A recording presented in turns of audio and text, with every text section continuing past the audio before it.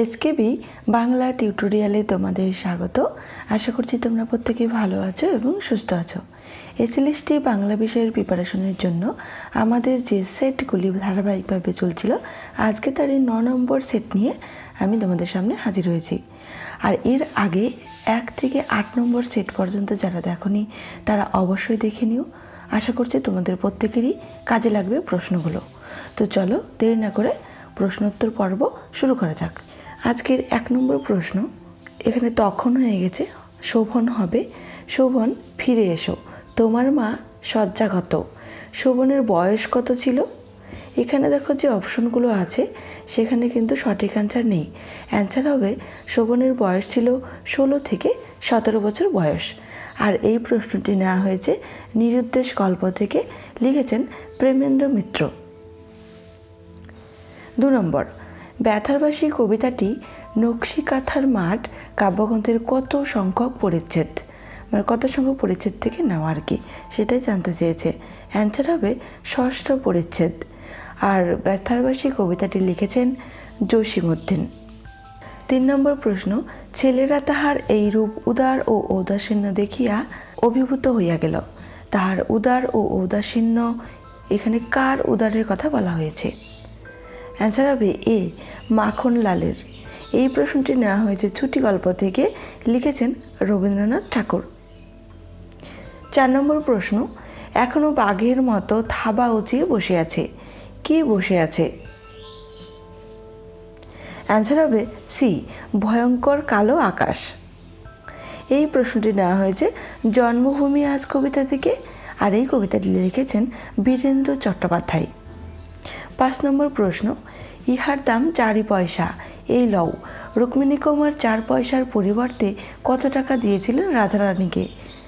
Answer হবে এ, 2 টাকা। এই গল্পটি লিখেছেন বঙ্কিমচন্দ্র চট্টোপাধ্যায়। 6 নম্বর প্রশ্ন, শোক খেয়ে গেছে তার, শোক কি খেয়ে গেছে? অ্যান্সার হবে ডি, রক্তের কমজোর কণিকা। এই প্রশ্নটি নেওয়া হয়েছে এই তার পরিচয় কবিতা থেকে। এই তার পরিচয় কবিতা লিখেছেন কবিতা সিংহ, আর কবিতা সিংহের ছদ্মনাম হলো সুলতানা চৌধুরী। 7 নম্বর প্রশ্ন, আর আমার যদি 525-এর নিচে হয় তবে 10টা ফেল। চন্দ্রনাথের এই রেজাল্ট অনুযায়ী কথক কোন ডিভিশন পাবেন?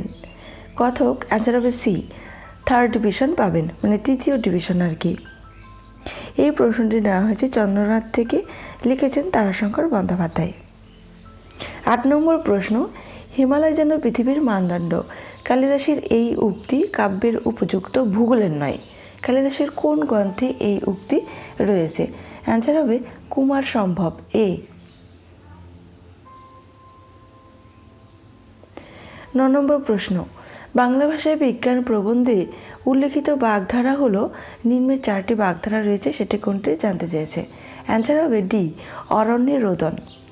10 নম্বর প্রশ্ন, প্যাসেঞ্জার ট্রেনটিকে রওনা করাইয়া দিয়া নদের চাঁদ নতুন সহকারীকে ডাকিয়া বলিল, আমি চললাম হে। প্যাসেঞ্জার ট্রেনটি ছিল মানে কটার, সেই সময়টা জানতে চেয়েছে। অ্যান্সার হবে ডি, 4:45-এর। এই প্রশ্নটি নেওয়া হয়েছে নদীর বিদ্রোহ গল্প থেকে, লিখেছেন মানিক বন্দ্যোপাধ্যায়। আর মানিক বন্দ্যোপাধ্যায়ের জন্ম হলো 1908 খ্রিস্টাব্দে এবং মৃত্যু 1956 খ্রিস্টাব্দে।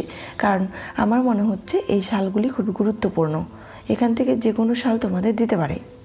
11 নম্বর প্রশ্ন, 7 নং ডাউন প্যাসেঞ্জার ট্রেনটি নদের চাঁদকে পিষিয়া দিয়ে চলিয়া গেল ছোট স্টেশনটির দিকে। নদের চাঁদ কত বছর মাস্টারি করেছিল? অ্যান্সার হবে বি, 4 বছর। 12 নম্বর প্রশ্ন, ধনধান্য পুষ্পে ভরা আমাদের এই বসুন্ধরা কবিতাটি কোন নাটক ও কাব্যগ্রন্থের অন্তর্গত, সেটা জানতে চেয়েছে। অ্যান্সার হবে সি, শাহজাহান ও আর্যগাথা। 13 নম্বর প্রশ্ন, কুঠির সাহেব অনেক জোগাড় করিয়া এই নতুন পোস্ট অফিস স্থাপন করিয়াছে, কোন গ্রামে স্থাপন করেছেন? অ্যান্সার হবে সি, উলাপুর গ্রামে। 14 নম্বর প্রশ্ন, মনে পড়িত তাহার একটা ছোট ভাই ছিল, কার? অ্যান্সার হবে বি, রতনের।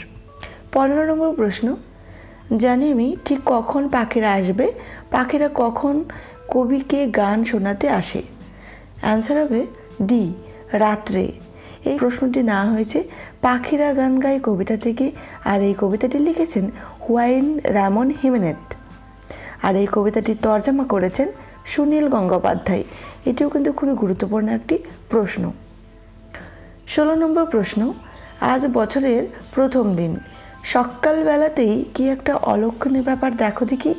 অলক্ষণীয় ব্যাপারটি হলো নিম্নের কোনটি, সেটা নির্ণয় করতে হবে। অ্যান্সার হবে এ, হতভাগা ছেলেটা মিঠাইয়ে হাত দিয়ে বসে। এটাই ছিল মুনিস্বামীর কাছে অলক্ষণীয় ব্যাপার। এই প্রশ্নটি নেওয়া হয়েছে মিঠাইওয়ালা গল্প থেকে, আর এই গল্পটি লিখেছেন কিবা জগন্নাথন। 17 নম্বর প্রশ্ন, এই 3 শক্তি একযোগে ছলে হোক, বলে হোক, কৌশলে হোক তোমার বীক্ষণকে ভক্ষণ করবে। কোন 3 শক্তির কথা বলা হয়েছে এখানে? অ্যান্সার হবে বি, ধর্ম, রাজনীতি ও সমাজ।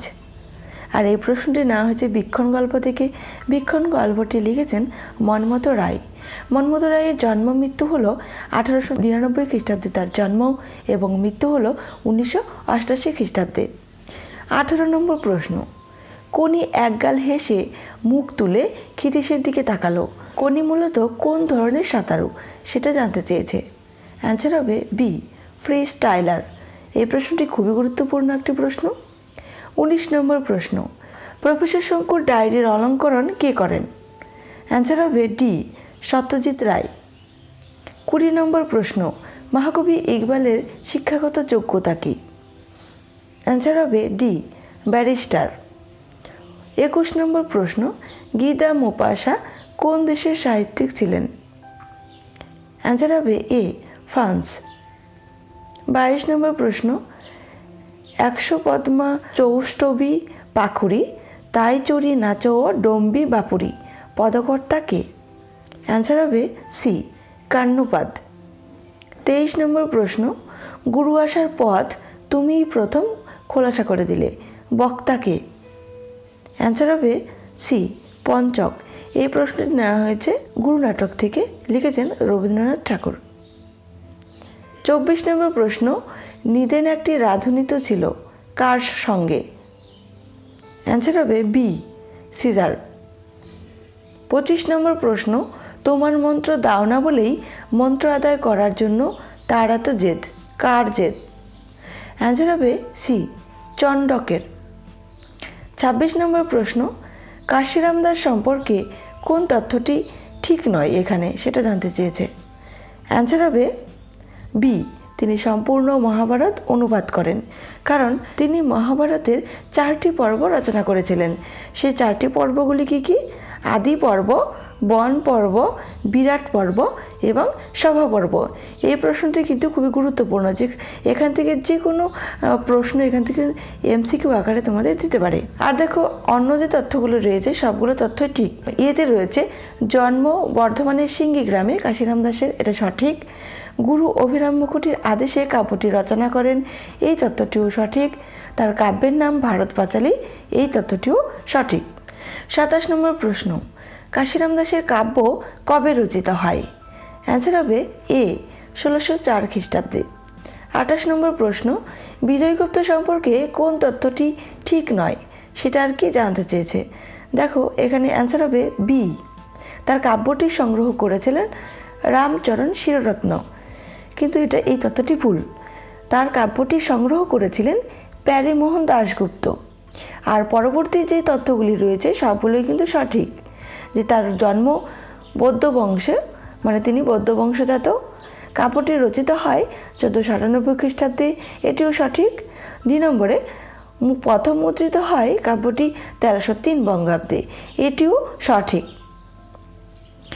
29 নম্বর প্রশ্ন, প্রজা ভাবয়ে বিষাদ, কী কারণে কলিঙ্গ দেশের প্রজারা বিষাদগ্রস্ত?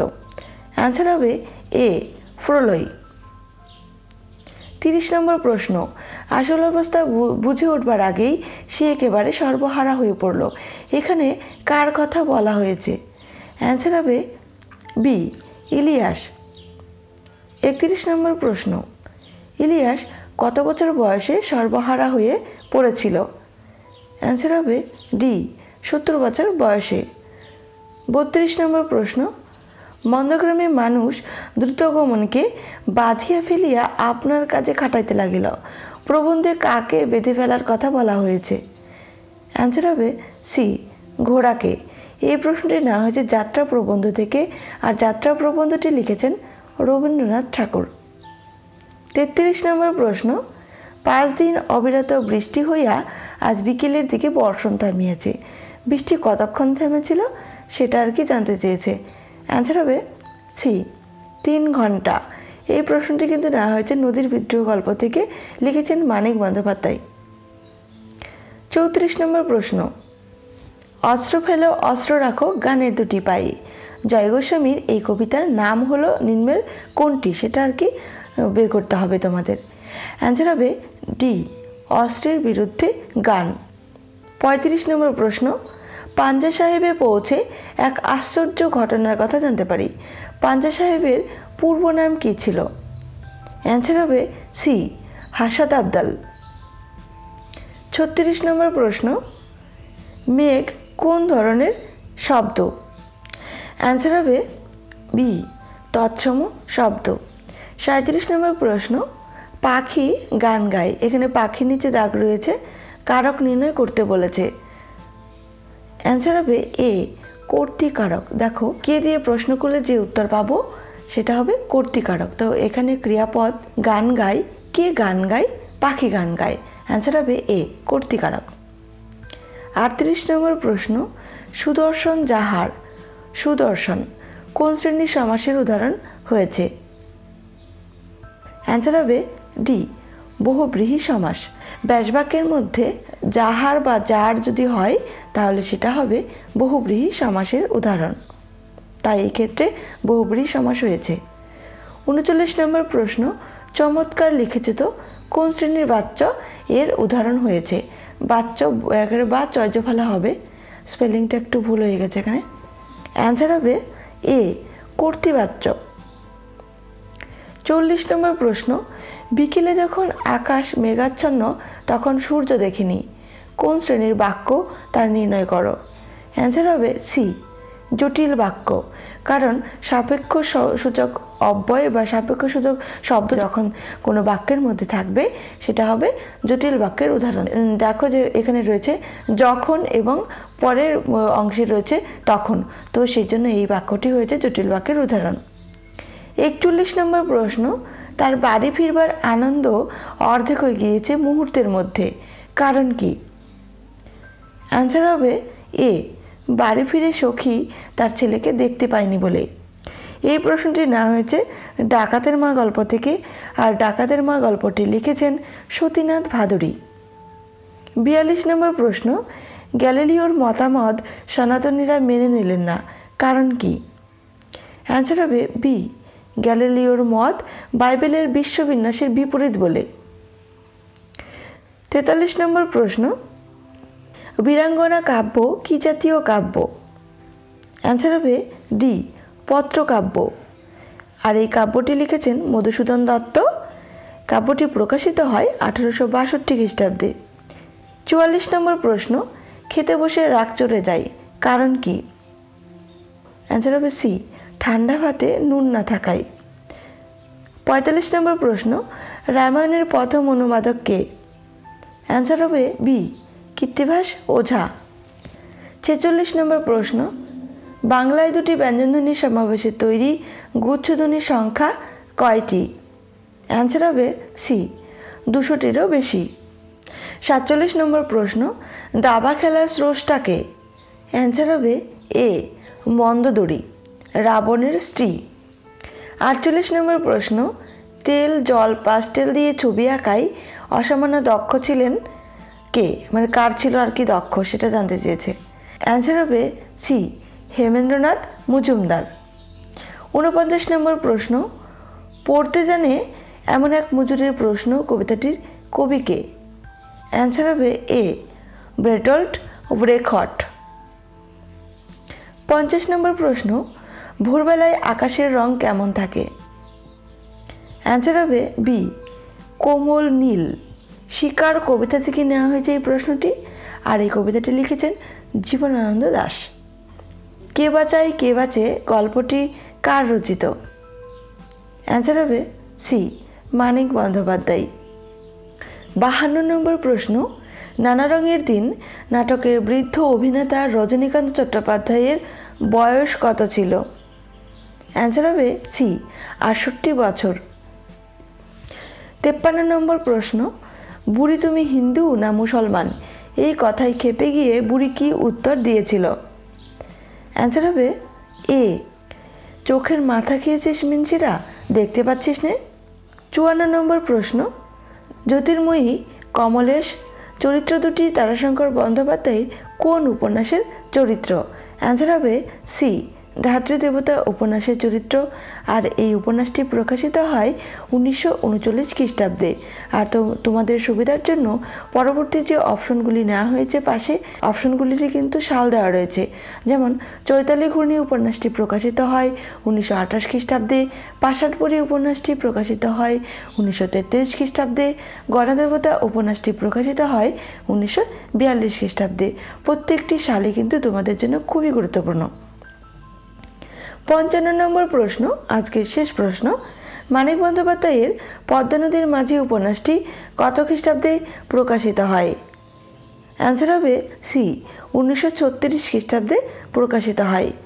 আজকের ক্লাসটি এ পর্যন্তই। ভালো লাগলে একটি লাইক করো আর বন্ধুদেরকে শেয়ার করতে ভুলো না। আর তোমরা যারা এর আগের ক্লাসগুলি দেখোনি তারা অবশ্যই দেখে নিও, তোমাদের খুবই প্রশ্নগুলি কাজে আসবে আশা করছি। সবাই সুস্থ থেকো, ভালো থেকো, ধন্যবাদ।